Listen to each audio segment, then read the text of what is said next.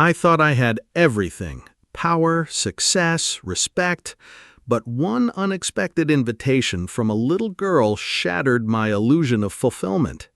This is the story of how a child's innocent kindness reminded me what it truly means to feel alive. People used to say I had the kind of life others dreamed about. CEO of a multinational tech consultancy, known from Zurich to Singapore. I gave keynote speeches in luxury auditoriums. My face was in business magazines. My office view stretched across the entire Verona city skyline. I had status, wealth, power. Everything, it seemed, except the one thing I couldn't buy: peace of mind. What no one saw, what I never let them see, was how hollow it all felt. The days blurred into each other, a cycle of meetings, transactions, strategy sessions, and red carpet events. I lived surrounded by people, yet deeply alone. My phone buzzed constantly, but never with messages that mattered. No one asked how I was feeling, not really. And even if they had, I wouldn't have known what to say. Years ago, after my parents passed and my last relationship ended quietly and cleanly, I buried myself in work. Not intentionally. At first it was just to stay busy. Then it became identity. Soon it was survival. I stopped going to family events, there weren't many left anyway, and distanced myself from old friends who still called me Rory instead of Mr. Kingsley. By the time I hit 41, I had everything I'd ever thought I wanted. But on the inside, I felt like a museum exhibit. Polished, well-lit, admired, but untouchable, behind glass. Sometimes, in the quiet moments, on flights, in elevators, during pauses in meetings, I would wonder, is this it? Is this what I worked so hard for? But I pushed those thoughts aside. After all, what did I have to complain about? People would kill to live like me. So I smiled at cameras, signed contracts, and gave speeches about leadership and innovation, never revealing that I hadn't laughed from the heart in years. Until one small encounter changed everything. A single moment of sincerity from a child I didn't know would crash into the polished wall I'd spent years building. And for the first time in my adult life, I wouldn't be able to hide from the truth anymore. My office sat on the 38th floor of the Solara building, Verona City's tallest tower. The walls were all glass, giving me a 360-degree view of the world I had conquered. People came up just to admire the view, to feel inspired by the endless skyline. But to me, it always felt sterile. Beautiful, yes, but emotionally void. The higher I climbed, the more I felt disconnected from the world below. Inside, everything was sleek, quiet, and curated, just like my life. Custom mahogany desk, sound-absorbing rugs, an espresso machine I rarely used. My personal assistant, Vanessa, made sure everything was in order. I moved from one meticulously scheduled hour to the next like a machine in motion, controlled, predictable, empty. I often stood by the window late into the evening, looking down at the city as it breathed and pulsed with life. People walking hand in hand, grabbing late dinners, playing music in the park below. I'd watch them while sipping black coffee I didn't need. Not because I wanted to join them, but because I didn't know how anymore. Somewhere along the line, I'd traded spontaneity for spreadsheets, connection for control.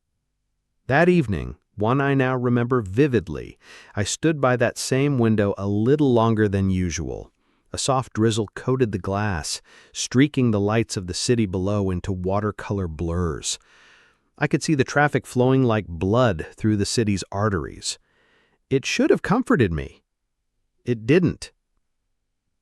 I couldn't stop thinking about how utterly alone I was in that moment.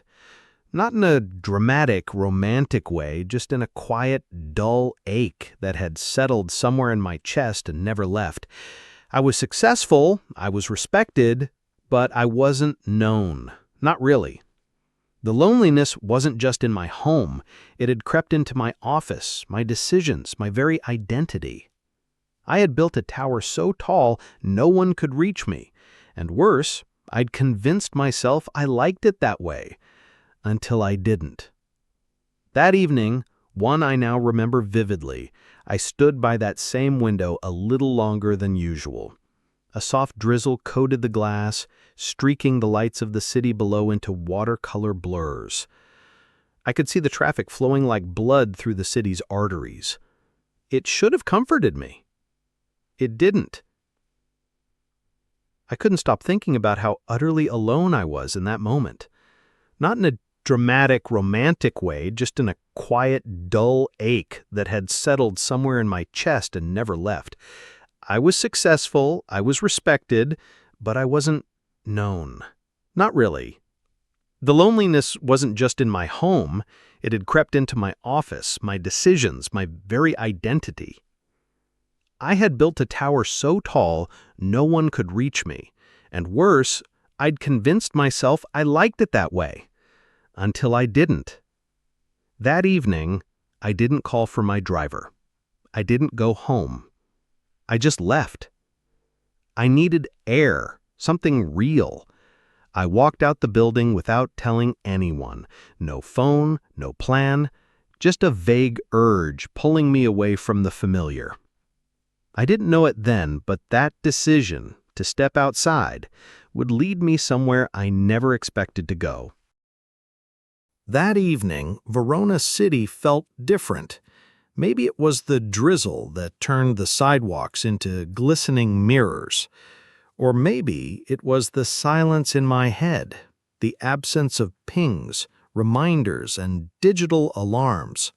For once, I wasn't rushing anywhere. I didn't know where I was going, and that felt strangely liberating. I walked past cafes, bookstores, old brick buildings I'd never noticed from my car window. Children skipped alongside their parents. Students laughed over gelato. Couples lingered in the glow of food trucks. I was invisible in my tailored coat, moving through the night like a forgotten ghost. After 20 minutes, I found myself in a small, tree-lined neighborhood I didn't recognize. A modest park sat in the middle, lit by warm fairy lights strung between branches. It felt like a scene from someone else's life, like something I'd once known but lost along the way. In the center, a family gathered around a folding table covered in paper plates, juice boxes, and a half-eaten cake. A child's birthday party. The laughter was loud, chaotic, joyful. I stood at the edge, unnoticed, feeling like a traveler who'd stumbled into another dimension. And then, she saw me. She couldn't have been more than 7. Curly hair and a pink ribbon, frosting smeared on her nose, helium balloon in hand. She trotted over confidently, like she owned the place. And in a way, she did. She stopped right in front of me, head tilted slightly. "Hi," she said, peering up. "Why are you sitting all alone, mister?" Her question hit me like a wave. Simple, honest, unfiltered. She wasn't being rude, just curious. I looked around. Sure enough, I was the only adult sitting alone on a nearby bench, half hidden under the trees. I was watching her party like someone watching a movie through a window. I tried to smile. "Just passing through," I muttered, suddenly aware of how out of place I looked. But she wasn't finished. "You don't have a family too?" The words hung in the air. Not "where's your family," but "don't you have one?" It wasn't pity, it was wonder. I opened my mouth, but no words came out. I hadn't answered that question in years. I wanted to say something, anything, but all I could manage was a nervous chuckle. She didn't press. She just smiled again and said, "You can come to my birthday if you want. There's cake." And with that, she skipped away. For a moment, I just sat there, stunned. I wasn't used to invitations. especially not ones that weren't pre-printed or sent by executive assistants. No one ever invited me to anything without expecting something in return. A partnership, a donation, a strategic alliance. But this was pure. I glanced over at the party again. No one looked my way. I could have easily stood up, walked away, and returned to my routine. But her question echoed in my mind. Don't you have a family too? And for the first time in years, it bothered me that I didn't. My legs moved before my mind could object. I stood up, wiped my palms on my coat, and walked toward the table. The adults looked up as I approached, surprised, cautious, but not unfriendly. A woman, probably the girl's mother, smiled and gestured to an empty seat. "You must be Elsie's guest," she said with a wink. "She has a habit of adopting strangers." I sat. Someone handed me a plastic cup of lemonade. A paper plate appeared with a slice of chocolate cake.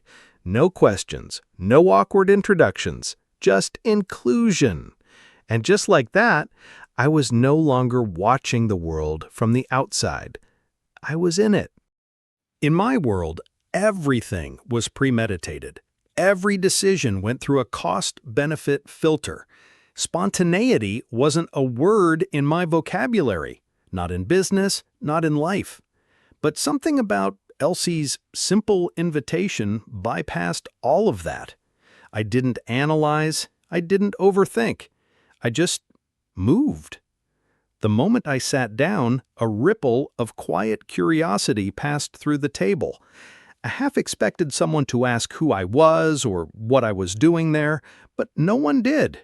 It was as if Elsie's endorsement was enough to grant me entry. She was back to running around with a balloon tied to her wrist, laughing in bursts that were infectious. A man, her uncle, I would later learn, handed me a soda and said, "We've got too much cake anyway. You're saving us from leftovers." I nodded, not sure how to respond, but his tone was so casual, so unaffected, that I felt my guard loosen just a bit. The table was cluttered with crayon drawings, cupcake crumbs, and handmade birthday hats. A mess by my usual standards, but it felt alive. I watched as family members shared jokes, called each other by embarrassing nicknames, teased and laughed loudly. It was chaotic, unpolished, and stunningly human. I wasn't just witnessing something different from my world, I was experiencing it. I hadn't been this close to laughter in years. Not the polite chuckle of a conference room, but real, belly-shaking joy. And the strangest part, no one asked me who I was. Not once. They simply accepted that I was there because Elsie wanted me there. There was no probing, no business talk, no polite small talk about stocks or acquisitions, just the hum of conversation around food, music, and memories. That's when it hit me. I'd been starving, not for food, not even for friendship, but for belonging. And somehow, a 7-year-old girl saw that in a man who didn't even know how to ask for it. I didn't participate in the party games, at least not right away. I sat at the edge, watching from my borrowed plastic chair, drinking lemonade like it was fine wine. But what I saw pulled something old and forgotten out of me. There was a sack race going on, adults versus kids. One man tripped and fell so dramatically that the kids erupted into squeals. Elsie pointed at him, laughing, and then made her way over to me with a determined look. "You have long legs," she said. "You'd win for sure." I laughed, genuinely. "I'm not sure I'd survive that," I said. "You don't have to win, you just have to jump," she replied. It sounded like a child's explanation of a game, but it hit me like a life lesson. You don't have to win, you just have to jump. Maybe that's what I'd forgotten how to do. Not just physically, but emotionally. Her aunt handed me a paper hat. I didn't put it on, but I didn't give it back either. progress. The sun peeked out from the clouds just as someone began playing music from a Bluetooth speaker. Elsie danced like nobody was watching. Everyone cheered her on. The energy was magnetic, and I found myself clapping along. Just a few claps, but it felt like an ocean tide rolling in after a decade of drought. For years, my version of celebration had been champagne in boardrooms and orchestrated charity galas, but this messy, loud, heartfelt gathering was what celebration was supposed to feel like. I didn't realize how tightly I'd been wound until I saw how free everyone else was. They brought out the cake just after 4 p.m. It was simple, homemade, slightly leaning to one side, with thick icing and 7 tiny candles. No gold leaf, no edible logos, just love, sugar, and tradition. Everyone gathered around while Elsie stood proudly at the head of the table, grinning from ear to ear. Her mom led the happy birthday song, and it was off-key, completely chaotic. People clapped out of rhythm, one uncle sang in a silly opera voice, a cousin tried beatboxing. It was terrible. And it was perfect. Elsie closed her eyes to make her wish. She took a deep breath, scrunched her face, then blew out the candles in one strong puff. Cheers erupted. Confetti popped out of a toy cannon. I couldn't stop smiling. Then I heard her whisper something to her mom. "What did you wish for?" her mom asked. Elsie looked in my direction, then leaned closer to her mother's ear, but said it just loud enough for the whole table to hear. "I wished that the man without a family finds someone to talk to every day." Silence fell for a heartbeat. I felt the lump in my throat form instantly. My heart, usually shielded behind layers of stoicism, shuddered. No one laughed at her wish, no one brushed it off. Her mother just smiled softly and kissed her forehead. I turned away, pretending to check my watch, anything to hide the tears welling in my eyes. It wasn't just what she said. It was the fact that she saw me, without judgment, without pity, just honest concern. That was the moment the wall I had built for decades started to crack. After the cake, something shifted in me. I didn't rush to leave. I didn't think about what meetings I had Monday or which emails were waiting. I was fully there, and I didn't realize how rare that was for me. Conversations flowed around the table, stories about Elsie's birth, family vacations, funny school incidents. They were mundane, yet they glowed with life. I wasn't part of most of them, but I didn't feel excluded. I was there, and that was enough for them. One of the older women at the table, maybe Elsie's grandmother, patted my hand gently and said, "It's good to have you here. She brings home the most interesting people." I smiled. My voice cracked a little when I said, "She's something special." Elsie ran back over at one point and handed me a flower she had picked from the park's edge. "For your desk," she said proudly. I took it like it was an award. The scent of barbecue drifted from another family nearby. Kids chased each other with bubble wands, and someone from our table pulled out a guitar. I hadn't sat around people singing in decades. I didn't know the lyrics, but I hummed along. This wasn't just a good day. It was a real day, and those are rare when your life is built on image. As the afternoon faded into golden hour, I noticed something strange. I didn't want to leave. That alone was a revelation. At first, I thought they were simply kind, but I began to realize it was deeper than that. They accepted me entirely. I wasn't the CEO here. I wasn't an outsider, a client, or a partner. I was just a man who showed up, and that was enough for them to open the circle. One of Elsie's uncles clapped me on the back and said, "You look like someone who forgot how to play." He was right. I laughed awkwardly. He added, "Stick around long enough, and Elsie will remind you." And that's exactly what she was doing, in her own way. The final game of the evening was a piñata. Everyone took turns, even the adults. Elsie insisted I try. I hesitated but took the stick. They blindfolded me, spun me 3 times, and let me swing. I missed wildly and nearly fell over. Laughter erupted, not at me, but with me. For the first time in years, I wasn't performing. I was participating, and it felt like I was waking up from a long, cold sleep. The sun dipped lower, turning the sky a warm honey gold. Parents began gathering bags and folding chairs, calling their kids and waving goodbye. One by one, families left, smiling, laughing, shouting promises of next time. I remained at the picnic table, still holding the flower Elsie gave me. I should have left by now. I had nothing on me, no business cards, no phone, not even my wallet. But I wasn't in a rush. For the first time in years, I felt no pressure to be anywhere, no schedule pushing me, no obligation chasing me. It was a strange, intoxicating kind of stillness. Elsie came over again, this time holding a crumpled napkin. She had drawn something on it, 2 stick figures holding hands. One had a tie and briefcase, the other had a balloon. "This is us," she said. "You smiled today. That means you should come next year too." I folded it carefully and slid it into my coat pocket.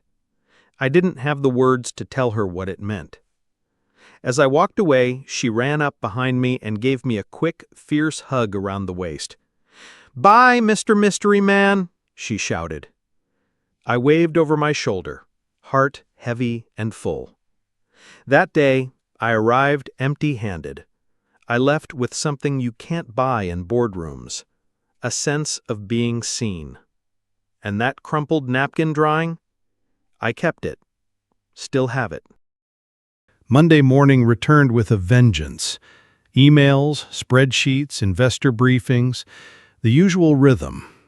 But everything felt different. The walls of my office didn't comfort me like they used to. They boxed me in. Vanessa, my assistant, paused in the doorway mid-briefing and studied me for a second. "You look lighter," she said. I gave her a small smile. "Just had an unusual weekend," I replied. I sat behind my desk and tried to focus, but my mind wandered. I kept seeing Elsie's grin, hearing her voice, remembering her wish. The cold corporate air in my office suddenly felt too sterile. For the first time ever, I wished my office had more noise, more life. I opened the drawer and pulled out the napkin drawing, smoothing its wrinkles. I stared at it far longer than I intended. A strange mix of shame and gratitude filled me. Shame that I'd let myself go so long without connection, and gratitude that someone so small had the courage to reach me when no one else dared. It made me realize something startling. I'd built a life around being untouchable, invulnerable. But now, after one simple afternoon, I wasn't sure I wanted that anymore. That one question haunted me. "Don't you have a family too?" It echoed in the back of my mind all week, while I was in meetings, reviewing reports, even while brushing my teeth. It had never occurred to me how isolating my life had become until a child pointed it out without even trying. I began to pay attention to everything. I noticed how people in the office avoided eye contact unless they needed something. I realized that I hadn't asked anyone about their day in, well, maybe ever. My interactions were always transactional. Even with my executive team, I kept it all professional. No one ever saw beyond the polished surface. That question was more than innocent curiosity. It was a mirror. I had no real relationships, no warmth in my life. And for what? Control? Prestige? A name on a plaque? I stared out my office window again that Thursday, looking down on the people below. I used to feel superior, untouchable. Now I just felt removed, distant, like I was watching life without participating in it. Elsie's words stripped away the excuses, and once I saw the truth, I couldn't unsee it. I didn't want to be the man without a family anymore. I didn't do anything dramatic at first. No sudden resignations, no emotional speeches, just small changes, almost imperceptible. But for me, they were seismic shifts. That Friday, I asked Vanessa how her kids were doing. She blinked in surprise. I'd never asked her that, ever. She smiled, visibly touched, and started telling me about her son's science project. I listened, not because it was polite, but because I wanted to. I began walking the floor of the company more often. I stopped by different departments just to check in. I remembered people's names, birthdays, stories. At first, some of them looked confused, like they thought I had an agenda, but slowly, things softened. For the first time in years, I invited my executive team to lunch. Not at some five-star spot, but at a tiny Lebanese cafe across the street. We laughed. We talked about families. I learned one of them played guitar in a jazz band. Another had adopted a dog that chewed his couch. They weren't just employees anymore. They were people I wanted to know. And somehow, I found that I was opening up too. Not much, just pieces. But that was more than I'd done in a decade. Elsie had opened a door, and I was finally walking through it. One quiet evening, I was going through some old boxes at home, things I hadn't touched in years. I found a photo album from my childhood, and there I was, 8 years old, with a gap-toothed smile, chocolate on my face, surrounded by cousins at my own birthday party. I had forgotten that boy existed. There was a joy in that child's face, a reckless, innocent kind of joy. The kind that isn't earned through accolades or investments. The kind that comes from connection, play, and love. I flipped through more pages and found a card from my late mother, scribbled in looping cursive.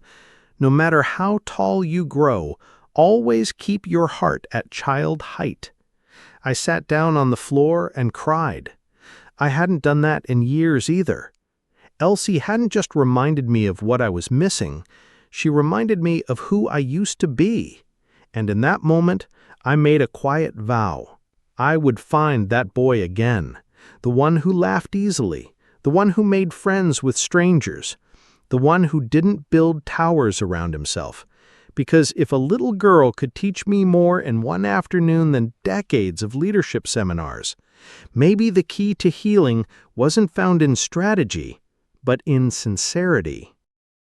Weeks had passed since Elsie's birthday, yet her presence lingered in my mind like a melody I couldn't forget.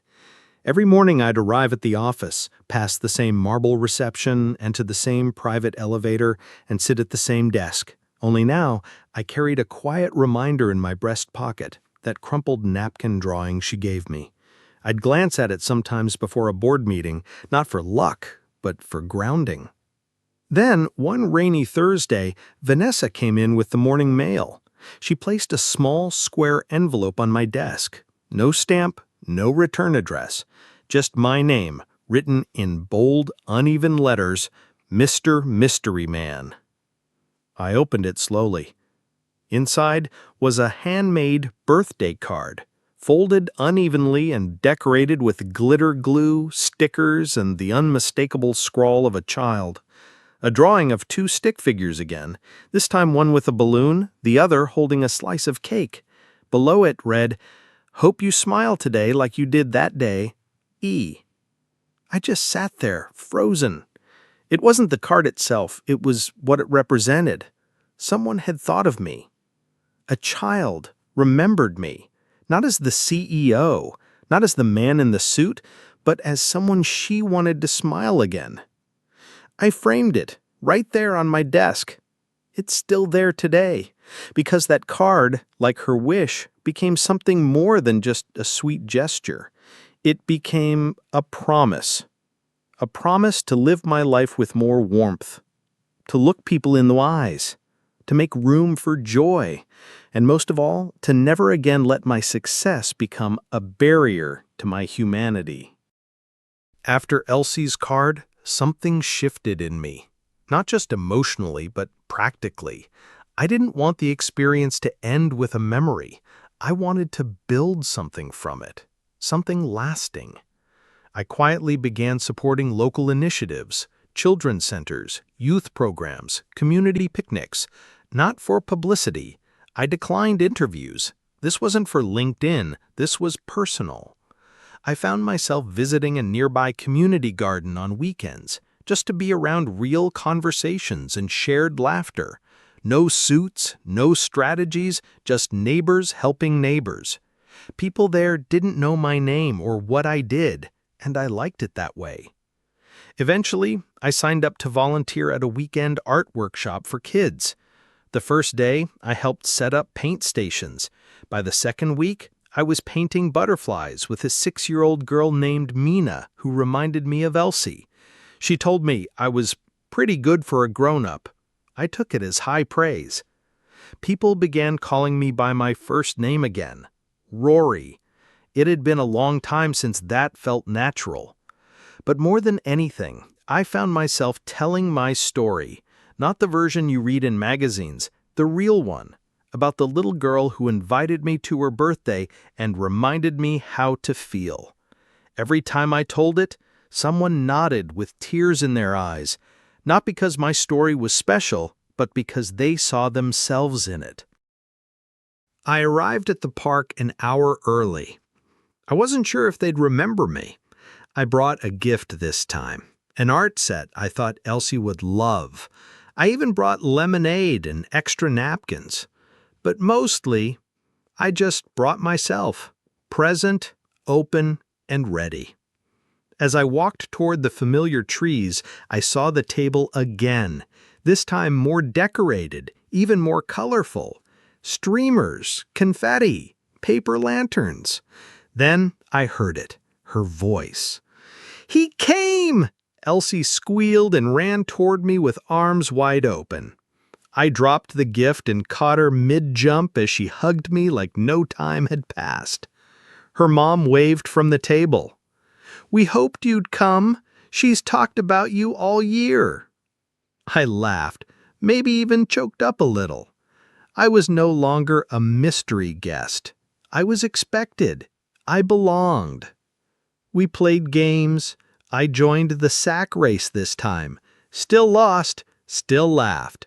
I wore the paper hat, ate 2 slices of cake. I was introduced as Elsie's friend Mr. Rory to everyone. The sun set the same way it had last year, but everything was different. This wasn't just a party anymore. This was tradition. Looking back now, it terrifies me how close I came to missing all of this. How easily I could have stood up from that bench, ignored the invitation, and returned to the sterile comfort of isolation. But I didn't. I said yes, and that simple choice cracked open my life. I used to think that kind of change required a crisis, a loss, a breakdown, something catastrophic. But sometimes all it takes is a cupcake, a paper plate, and a 7-year-old girl asking you if you have a family. I know now that success isn't what I thought it was. It's not the building I built or the revenue we pulled in. It's this moment. Sitting on a park bench beside a little girl blowing bubbles and calling me her friend. So, if you've made it this far, thank you. And if you're feeling like I once did, isolated, exhausted, invisible, let this be your reminder. Someone out there might be waiting to invite you in. You just have to say yes. Subscribe for more stories like this, and maybe send out your own invitation today. You never know whose life you might change.